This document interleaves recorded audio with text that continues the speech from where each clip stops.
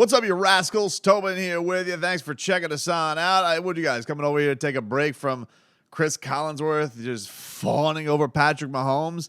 I'm doing this before Bills and Bengals right now, so I can only imagine what Tony Romo is going to be like with Josh Allen. Maybe they should do like a co-broadcast if we get that in the AFC Championship. Neutral site, neutral broadcaster. Just bring them all together, and it'll just be like, oh, it'd be Chris Collinsworth, Mahomes, Josh, like, oh. And then Tony, just whenever they do so, they could just have a football loving off. I don't know what the hell's going on there. What I do know is that we have finally heard from QB1, Tua Tagovailoa, at the start of the weekend. Had a tweet, and, you know, typically with him, I mean, it's not like everything he does isn't overanalyzed. And it was a post that on social media seemed pretty generic. Like he's going out here and he's just basically saying, hey, his tweet was, when one chapter ends, another begins. Proud of this last one, excited for the next one. Beautiful. It's a picture of him, as you can see, in the huddle, and then him like kind of looking off into the smoke, which I guess if you're going to dive into something, like maybe that's what sent everybody off into a tizzy, because nobody wanted to just accept it was Tua moving on to the next season. It was, could be some. And look, I'm guilty of this. I know that. I not particularly with this, but I know as somebody who likes to get into the cryptic Twitter weeds, I'm guilty of this. You know, I have the game. Could be something. Could be nothing. I feel like this was the biggest.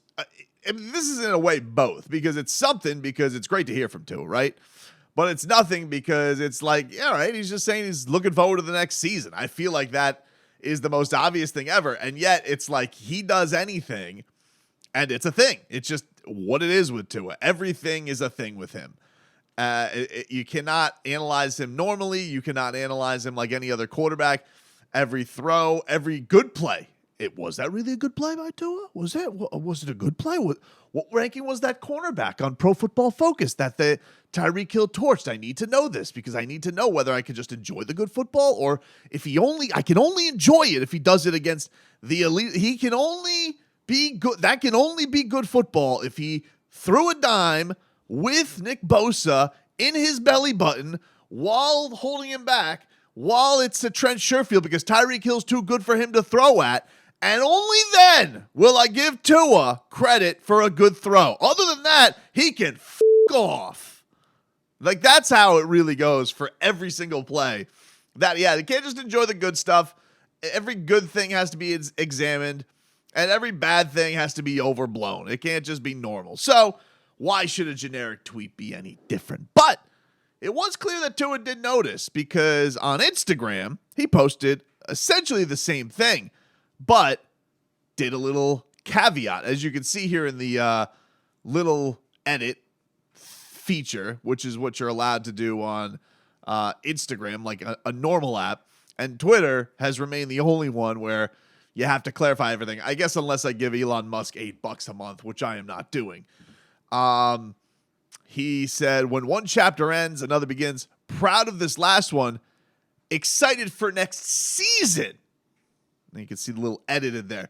Not that I'm overanalyzing the Tua social media or not, but I feel like it's good on him to at least look at it and be like, oh. You think he just looks at it and be like, Tua, you know, that post that was just you just saying, hey, can't wait for football again. Well, everybody took that as you're not playing football anymore, so what can we do about this? He's like, damn it. Fine, just get to the edit button and next season. And what about Twitter? Screw it. And look how happy his teammates are. Even Rick Ross, with his mispronunciations of his last name, is out there giving love for Tua returning. Can't wait for it, man. It is a bummer to the end of the season. I just feel like it's crazy because this is going to be a season with so much noise, and I feel like there's nothing here at all. Like, at all with this team and where they're going to go. I feel like they have come out. That's why I think this is interesting, where everybody's like, oh, is he going to retire? No. Is he gonna? Are they gonna go in a different direction? I think everything's pretty clear. Look, the Ravens aren't moving on from Lamar Jackson, and even if they were, that has its own question marks with oodles of money and his own durability questions. It's not really so much a case of Lamar's talent. I think Lamar is really, really good, and if they were to ever move on from Tua, holy hell, it better be for somebody in his prime. I'm not here for going for guys who are mediocre, run off the Raiders, or the scraps of the 49ers QB room, or old-ass Tom Brady, or old-ass ayahuasca Aaron Rodgers. No, I want it to be, if you're going to take away what was the most exciting offensive football this fan base has seen in decades, it better be backed up with some more excitement. And I just feel like, with Tom's age, Aaron's age, wheels are bound to fall out. You want to talk about cursed franchise and everybody worried about that. Imagine bringing in guys at their age and feeling like that's going to work out good. Secondly, Derek Carr, come on. These guys weren't better than Tua last year. They weren't. They were not better than Jimmy Garoppolo, also not durable. A guy who also gets hurt all the time. So I just look at all this and I think it's silly because it's a sexy thing. Because look, the Dolphins didn't do themselves any favor with the Deshaun Watson sweepstakes. They at one time clearly did not believe in him as a quarterback. And I don't think that's just a Brian Flores thing. I think the owner was in on that, and clearly Chris Greer had to go along for the ride too.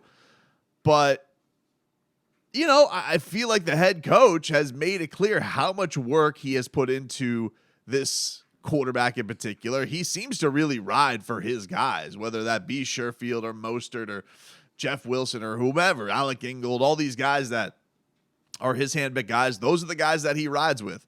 And so I just feel like we're going to be stuck in this whole thing where it's like, oh, well, you can't rule it out until the fifth. Okay. And then once the Dolphins pick up the fifth-year option, inevitably sometime this summer, it's going to be like, well, until he's extended, can't rule it out. And I'm just like, what? All right. Well, I guess for this year, can't you? Can't you just rule it out for the? Nope. Until Tom Brady takes a snap with the Raiders, can't rule it out. So, welcome to the summer of silly sauce. This is what it's going to be. The whole off season of silly sauce. This is what it's going to be, because I just saw this as like the most generic post, and yet with this guy in particular, nothing can just be normal. Nothing can just be what it is, what it stands for, and what it's supposed to be. It's always got to be something that's, like crazy or overblown or overanalyzed or whatever. And for me, I'm just looking at it and be like, oh, look at Tua. He's excited for the next season. Isn't that great?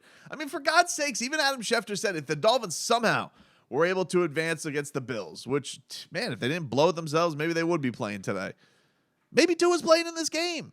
It wasn't ruled out. It wasn't like one of these things where he was ruled out for the last week, but another week removed from it, maybe he's out there playing this week. And everybody wants to sit here and be like, retire.